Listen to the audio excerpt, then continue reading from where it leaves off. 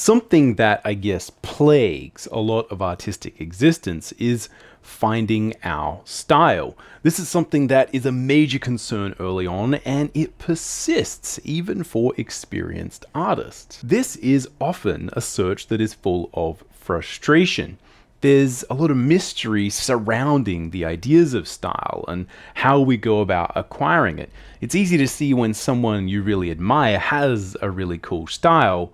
It's another thing to figure out whether you have one and why you even want one in the first place. A lot of this has to do with the way we often misunderstand style, both in what it is and how you go about acquiring it. You see, style has its roots in a lot of technical limitations. It's often the technical restrictions that have created a lot of styles, and without that, it's easy to get lost. For instance, a lot of the really cool, fun styles that we associate with animation, with cartoons and anime, are really rooted in the technical limitations in the process of creating animation.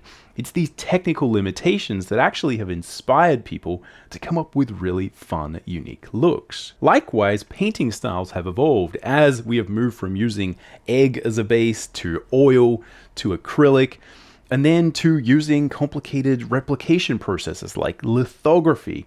Or once printing is solved, people moved on to how do I create this art quicker using things like markers and airbrush to create unique looks. Now, those ideas are pretty high level, but I really think understanding the fundamental building blocks of how style is created and why style is created will really help you to navigate this issue and help you to find and understand your own unique art style. What I want to do in this video is take a closer look at some of these hidden truths and mysteries that often surround style and the way that functionality and utility plays a major part in why things look the way they do. As usual for a Drawing Codex video, this is going to be neither fast-paced nor heavily edited. This is just going to be you and me, in this case in Photoshop. I'm going to share with you a bunch of different images and we're going to talk about the theory of style, and hopefully by the end of it you'll have a few new tools to understand how a lot of this stuff works. Alright, welcome to the Drawing Codex. My name is Tim McBurney. I've been a professional working artist for over 20 years, and on this channel, we're all about drawing cool stuff from our imagination, embracing the challenge of drawing, and mastering the craft of line and color illustration. Now, if you'd like to learn more about illustration and picture making, you can check out my free illustration mini workshop. It charts my journey going from an amateur to a professional, and I talk a lot about really important issues such as how to get more detail and polish in your work, how to plan your images, create thumbnails, and also a few thoughts on how to approach being a professional artist. As I said, it's free. The link will be in the description. Go check it out if that's something you're interested in. Just quickly, before we jump in, I do want to preface this with what is probably pretty obvious, right? There's no right or wrong when it comes to style. And, you know, this is a journey. This is something where I think style evolves and our understanding of what we want to say evolves as we develop as artists. There's no sort of endpoint. There's no right or wrong. But I really have found that a lot of people struggle with this, and this causes a lot of frustration, especially with new artists, but also with, I think, more experienced artists who have kind of inadvertently had a style kind of pushed upon them, or, you know, that's just kind of developed without them thinking about it. And it can be kind of hard to kick old habits. So this is something that, you know, plagues us, you know, all the time as artists. And what I'm going to talk about here is just one of these concepts that, quite frankly, I haven't heard a lot of other people kind of talk about when it comes to illustration theory. Often style is just presented as kind of, you know, this thing that some people have and, you know, artists all want, and we all kind of want to be sort of unique. And we don't quite often talk about the functionality, the utility of the way things look, and the massive impact that has on the way that you create things and what you can and can't say with a particular style. So again, the goal here is just to increase our clarity of understanding here, our visual literacy, and hopefully just make that journey of finding your style a little bit easier and a little bit more fun. Okay, with that out of the way, let's just look at this basic idea. Like, what am I talking about here? how does the technical limitations of the sort of medium and the tools we're using, and often also the speed, like how do all these things actually go into defining and changing how things look? So the key insight here that we need to start with is just that style often starts with a limitation of the medium in some way, shape, or form. So I've got a range of sort of images here that I've just kind of thrown together to help us kind of visually understand this. So if we look at this basic concept first and just sort of underline this point, often the way things look is very much based around the technical limitations of the reproduction, the medium we're using, and just sort of what the tools are, right, that are available. So, this is something that people have often debated, but I think this is just a really good sort of metaphor to use to understand that, often when people were painting with oils or just looking at sort of the evolution of painting, you started with much more sort of tonalist imagery. The colors were a little bit less vibrant. And I think that was often because, color was harder to come by. It was harder to come by a huge variety of different pigments. Now, again, lots of people have sort of said different things about this. A lot of the pigments have faded. But, it was very expensive to just kind of have a whole bunch of really colorful paint. Whereas, you could tonally, as Rembrandt did here, sort of create a really, really interesting stylistic look where we focus more on the light and dark and using the sort of mediums, the oil paints to kind of help with that sort of vibrancy. And again, what you have is a very sort of interesting stylistic affectation based around light and dark and the way that, sort of form is created there. Now, as painting technology, I guess improved and, people became able to use much, much more sort of pigment, much more of a variety of pigment. You've got here a Monet's haystack, and we've got a Van Gogh sort of sunflowers. Now, again, Van Gogh was very poor, right? Did not have that many resources, right? That's a major part of his story. But yet, you can see this sort of vibrancy of color and paint that was sort of available, and it starts to create opportunities to sort of modify how you actually represent the world and what you do. And again, I think that's a good sort of metaphor to understand that the way the images look is very much defined by, at its core, like what the paint is that you have to use. And, as we started to move a little bit more towards the idea of reproducing art, you can see that the styles of art that were created do morph to better, enable good replication. So for instance, we've got an Alphonse Mucha poster here, and this was often reproduced with sort of a lithographic printing process. And, you have these kind of lines and colors, which, my understanding is these would have reproduced really, really nicely. And this is less a matter of sort of someone painting an original, but creating through sort of lithographic plates and stuff, a way to actually reproduce, the art sort of multiple times. And you can see also, this is sort of a very classic sort of, sort of old poster, vintage poster. I don't know who the artist was necessarily. I haven't sort of looked into that. But you can see that this sort of graphic design of the sort of cat, it again is very much based around trying to reproduce something as a poster, and that the graphic nature of that is kind of helping it to both work as a poster on an advertising level, which again talks through the functionality of it. Like, what is the functionality of the art? For Van Gogh, that there's no functionality at all. It's gallery work, right? It's just something you hang on your wall. With a poster, it needs to communicate something. It needs to grab your eye. And in a similar way, with these kind of Mucha sort of prints, again, it has to have a particular feeling.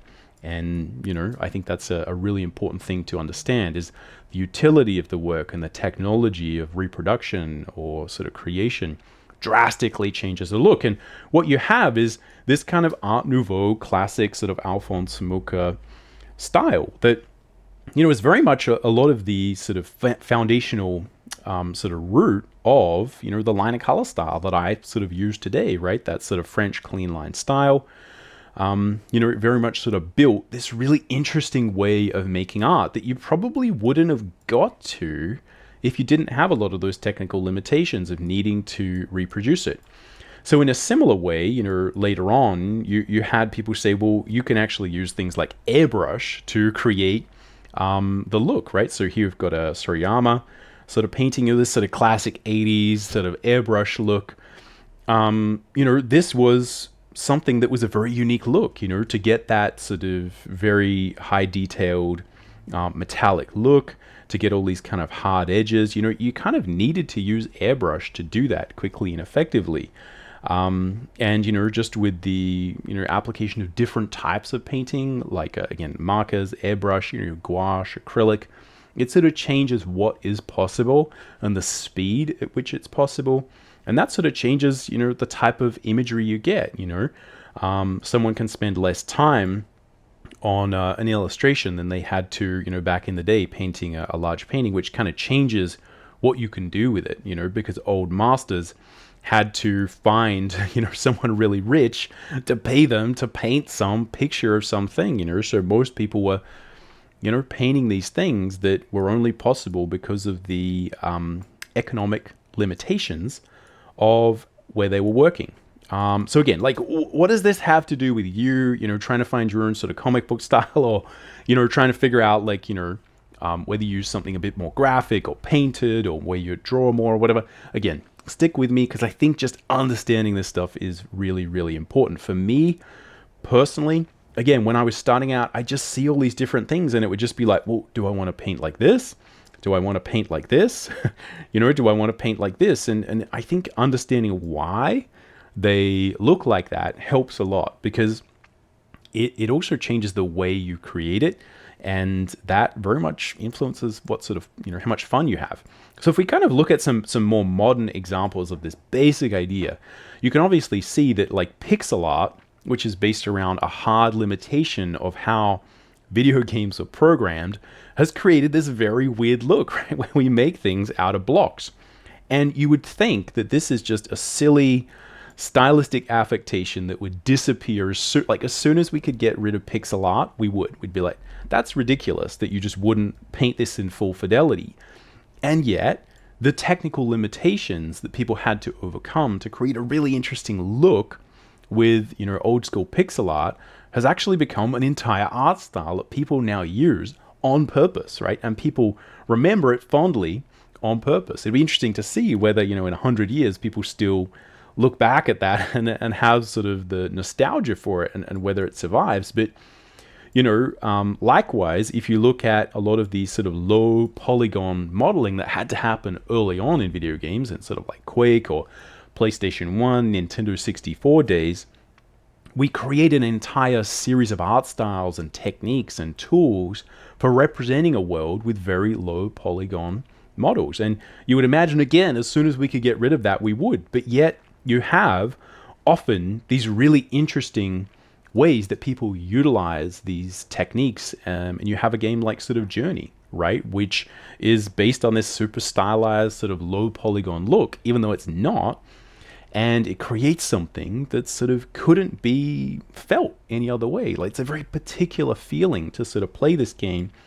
And a big part of that has to do with the particular art style. So the thing we have to understand is that the way that these styles are created is often through weird technical limitations. It's people pushing up against the raw edge, right, on the razor's edge, the avant-garde of what is possible within a current medium.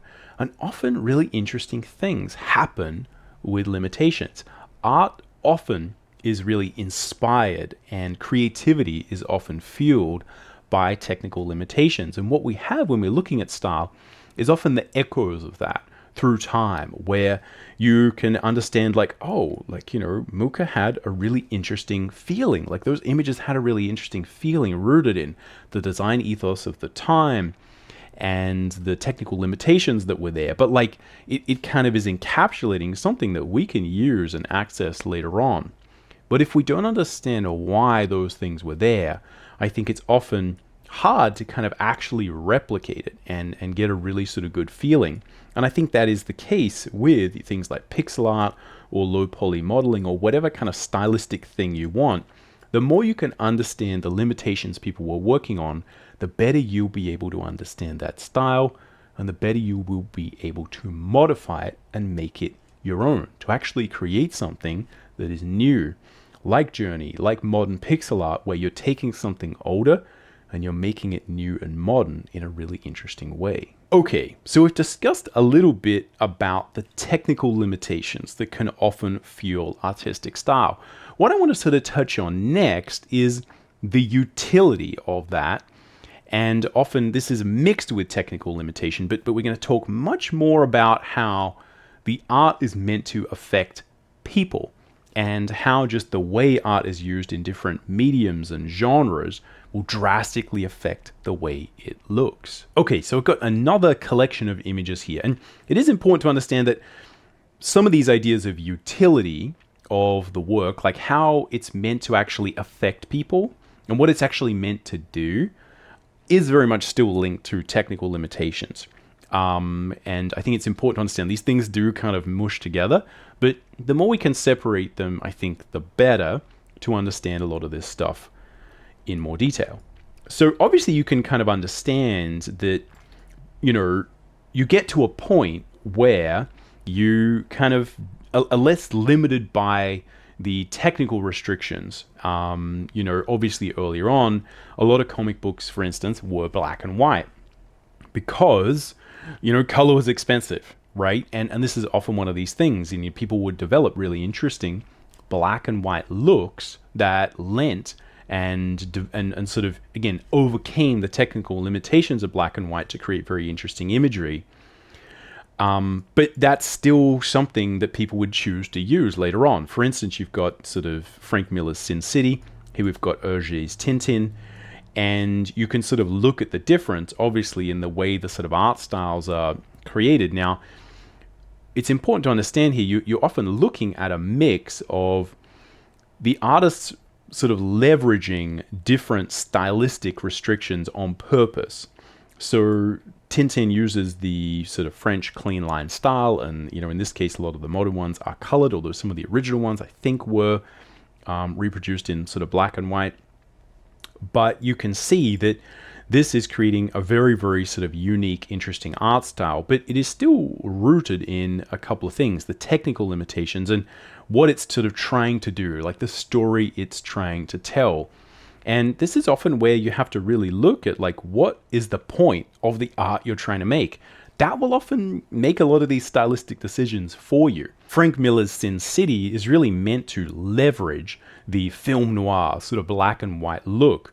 And, I'm kind of imagining probably could have done it in color if he wanted, but there's something, again, that you get from that film noir feeling, the black and white, and the way that that really sort of affects the story. And it's this sort of interesting interplay that you kind of get where, like, the style will drastically affect the feeling that it has as well. And you can really utilize this to your benefit. Now, you can obviously also see that when you sort of start to change mediums, you're often going to get a lot of stylistic affectations that come along with that. So we still have Tintin, but it's the 3D animated version of Tintin, and it looks completely different. This is much more based on form rendering. We've got lighting. They've tried to make it sort of feel the same, but you're getting a very, very drastically different look. If you look at the way that a lot of modern animation is created, it's not necessarily drawn frame by frame. Again, this is my understanding of it. An older, more traditional style of animation that you would see from sort of Studio Ghibli is that often, these were physical acetate cells, and you had each frame is kind of drawn individually, and that gives you a lot of technical limitations you have to work in, but also a lot of freedom in some other ways. But it also creates a lot of what we define as sort of style from animation. For instance, you kind of need to make sure that the paint is matched from cell to cell to cell, because that's the only way it'll feel like, the plane is not flickering. So often, you don't see the plane going into the atmosphere. You don't see objects getting lighter or darker that much. You're really dealing with this kind of animated style where it's flat and the colors stay the same. And that's a technical limitation, but it actually creates a really interesting look that is quite sort of vibrant. And so you get these really strong designs, like again with sort of Porco Rosso's plane, it's this bright red, and it kind of stays this bright red, and that's really interesting. It's probably something you wouldn't do if you didn't have that technical limitation, but even when it comes to sort of modern animation, we tend to sort of stick with sort of similar rules where things kind of stay the same colors and it has that sort of animated feel. But on another note, the way that a lot of modern animation sort of looks is based around the fact that it's often not animated frame by frame. It's animated based on sort of either animation rigs, where the character is kind of rigged up and it's not drawn each time. Or again, there's a wide variety of different technical ways that they're drawn, but often it means you're seeing less three-dimensionality of the character.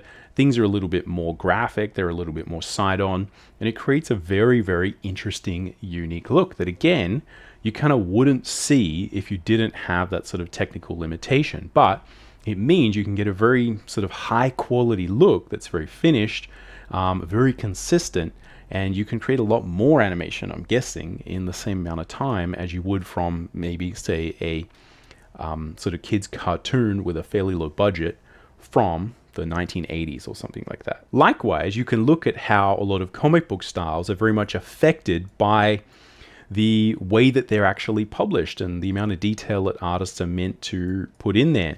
If you take a sort of black and white manga comic like Naruto, again, it has a very simple, important sort of stylistic way that it looks that people really like.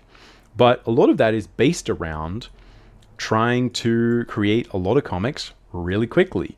Often, manga is created where you're doing sort of one episode or 20 pages per week. That's a really intense amount of art you need to create. And it's that sort of pressure and the limitations, not necessarily of the technical side of it, but of the time constraint that really changes the way that it looks. And that often drastically affects the level of complexity that the art can have and the sort of level of complexity of the characters. And it really defines a lot of why, sort of manga looks the way it does. Because it often, has to do, a lot with not quite so much sort of time. If you sort of compare that to a lot of sort of European comics where you get to do one page per week, then you're going to see a much different style. There's going to be more color. The backgrounds are often sort of meticulously detailed. And yeah, there's just a completely different focus on the art. And that will actually lead you to completely different types of stories as well. So if we look a bit closer at the utility of the art and kind of what it's meant to do, this also plays a major role in why things look the way they do, why they have particular styles. Here we've got some Daryl K. Sweet art, and Daryl K. Sweet was a classic book cover artist. And you can see this thing is just going to make your eyes bleed from across the room, right? It's going to jump out of the book rack and punch you in the face from 30 feet away, right? That's the goal of it. And it lacks a lot of subtlety, but it makes up for it in impact. And I think often when it comes to style, this is very much the case for people creating sort of quote unquote viral art styles, things that really work on sort of Instagram or TikTok, where you're sort of scrolling through and your eyes are drawn to it. It's a similar sort of thing. I don't have a lot of those as examples, but that's a similar thing to what you would see with a lot of these book covers, where they're designed for real graphic impact. And I think often we're sort of drawn to that because it converts so well in the attention economy. But again, it's important to understand that that is one of these stylistic affectations of a particular type of art that is used for a particular reason. And again, this is where often, if you really sort of just focus on that, you'll find that your voice can be very, very limited if you're trying to say other things. So this is looking at, I guess, the sort of perfect sort of illustration that's meant to make your eyes bleed and kind of be really contrasty and really sort of add a lot of pop. Versus, here I've got a couple of other sort of examples. Here we got a Hiroki Samura cover. I guess this sort of Frank Frazetta Conan cover is, again, it's designed to be super graphic, right? Really sort of punchy. Here we have, again, Blade of the Immortal cover. And this is a little bit more subtle, right? It's still graphic, it's still interesting, but, it doesn't quite have that sort of like aggressive color and all that stuff. It's a little bit more sophisticated, and it's telling a more sophisticated story. And you could sort of take that further and sort of look at the cover here for a sort of French book by Alfred. And this was a very, very popular book, right? It won some awards, and certainly like a successful sort of product. And if you sort of look inside, it looks really good, but it has this kind of much more sophisticated cover style, right? That's probably not gonna punch you in the face from across the room, right? But it's important to understand that often, again, the style that things have is much more to do with how it's meant to affect people on an emotional level than I think we often give credit for. And often when we're in the sort of attention economy, it's all a matter of like making the eyes bleed, showing things that sort of tend to sell really well, sort of like faces, semi-naked people, and that is actually a major part of style. But it's important to understand that is going to really limit your voice as well if you are trying to see things that are more sophisticated. If you have a more mature story to tell or something that's a little bit more subtle, you have to understand kind of where you fit, and that often the way these things are meant to make you feel is a major part of how they look. So a lot of this is about separating the sort of fixed aspects of style that I guess kind of need to be there based on what we're doing, what we're working with in terms of mediums or deadlines, and also what our art is meant to do. Is it meant to make your eyes bleed? Does it need to sort of jump out in the attention economy? Or is it meant to tell a more sophisticated, subtle story that can only be told with a more sophisticated, subtle style of art? The real interesting thing that I find here is that we have these stylistic archetypes that are often created through this crucible of technical limitation, like Alphonse Mucha's, sort of posters. This is a really interesting thing that has happened, like pixel art, like low poly art. These things are sort of just a very interesting way that we can say something that you kind of couldn't say any other way. And I think it's important to understand that some of those technical limitations are things that you may need to pay attention to if you're working within those industries. For instance, to this day, if you work in print, it's well worth understanding why a lot of those older styles were developed, because they often work really well when they're printed. Unlike a lot of sort of more concept art or sort of modern painted styles that work well on a screen but just kind of get reduced to gray mush when you print them. There are often really fundamental things about archetypal patterns for style that you need to pay attention to.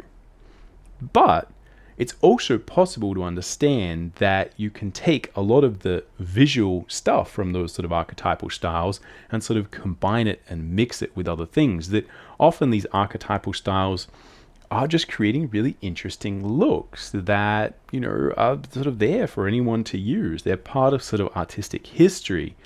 And if you really understand what makes them work, and a big part of understanding what makes them work is understanding kind of, again, some of those technical limitations, because that'll tell you how to create and modify new aspects of the world. It's always possible to kind of see one little aspect of style, and then often what happens is we're like, I really like that. But then when we try and create a larger world or, a wider variety of things, we fall down because we don't understand the technical limitations of why that style often existed. And if you can understand those, it'll often help you to truly deeply understand something, especially when you're trying to like mix and match, right? Like a video game like Journey, where you're trying to use this kind of graphic, low poly modeling style, but you're doing it where, you could have a lot more sort of stuff happening. It's often a matter of restraint and understanding that these things were created with restraint that will inspire your creativity and allow you to create things that are really interesting and new. The main point to pay attention to here is that if you get this right, it's like pushing something downhill. And if you get it wrong, it's like pushing it uphill. There's no right or wrong when it comes to style, but if you're cutting against the grain of why a particular style was created, or you're just kind of trying to take the surface of something and you're not understanding the why, it really can feel like you're just sort of hitting your head against the wall, right?